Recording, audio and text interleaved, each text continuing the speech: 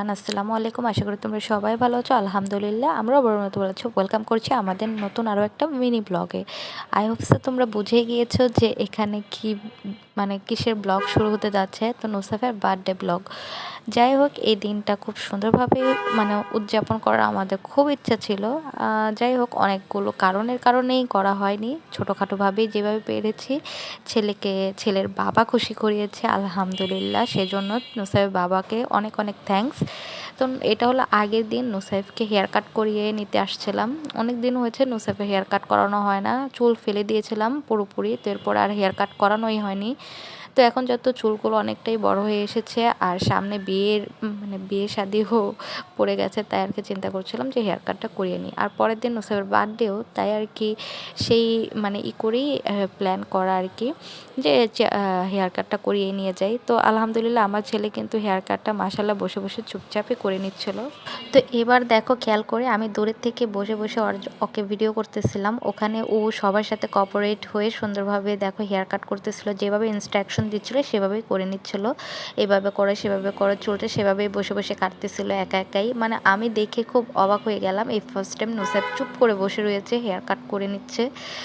এতটাই ভদ্র হয়ে গেছে, মাশাআল্লাহ বলতে কেউ বলবে না। তো ওখানে বসে বসে ও সবার সাথে একটু সুন্দরভাবে কথাও বলতেছিল, আবার ওই আঙ্কেলের সাথেই ও আর কি সুন্দর করে কথা বলতেছিল আর কাটতেছিল। তো যাই হোক, রাত্রের বেলা এই দেখো নুসাইবের বাবা তার ছেলেকে একটু হ্যাপি করানোর জন্য একটা ছোট্ট কেক এনে দিয়েছে, যে অ্যাটলিস্ট তার ছেলের মুখে হাসি ফুটুক। তো ছেলে সত্যি এতটা খুশি হয়ে যাবে সেটা আমারও কল্পনার বাইরে। যাই হোক, এতটুকু খুশি দেখতে পেরে প্রতিটা মার মনই জানি শান্তিতে ভরে যাবে। Happy birthday to you.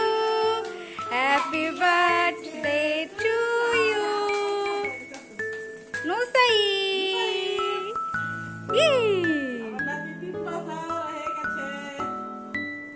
অবশ্যই লক্ষ্য করে দেখতেই পেয়েছো নুসাইফের মুখের হাসিটা। ছেলের জন্য সবাই দোয়া করবে যাতে সুস্থ থাকে, ভালো থাকে। আল্লাহ তাআলা ওকে সবসময় ভালো রাখে, একটা মানুষের মতো মানুষ হয়। আমার সেই দোয়া ও কামনা সবসময়। তোর দাদা দাদুর সাথে সুন্দর করে কেকটা কেটে নিচ্ছিল। এদিকে বাসায় কোনো বাচ্চা কাচ্চাই নেই, শুধু আদিবাই ছিল। রায়নামণি, সিদ্ধার্থ ওরা গিয়েছে ঘুরতে কক্সেস বাজারে। তো এই কারণে নুসাইফকে এবার একাই কেক কাটতে হয়েছে। এই জন্য এবার কোনো প্ল্যান করিনি যে নুসাইফের বার্থডে করব। অনেক ছিল ইচ্ছা যে করব আগে থেকেই, কিন্তু সবাই যখন ঘুরতে টুরতে চলে গেছে, বাসায় কোনো বাচ্চা কাচ্চাই নেই, তাই আর কি এবার প্ল্যান করা হয়নি, প্ল্যানটা ক্যান্সেল করা হয়। তাই নুসাইফের বাবা ছোট দেখে একটা রাত্রে কেক এনে দেয়, যাতে তার ছেলে একা একাই বসে কেটে নিজেকে হ্যাপি হতে পারে। যাই হোক, দেখো নুসাইফের দিকে আমাকে খাইয়ে দিচ্ছিল। ও এতটাই রেসপন্সিবল হয়ে গেছে আমাকে সুন্দর মতো। এখন আমি যখন খাইয়ে দিতে যাচ্ছি, তখন ও নিজে নিজে কেক খেতে ছিল, মশগুল ছিল, আমার হাতে কেক খাচ্ছিলই না।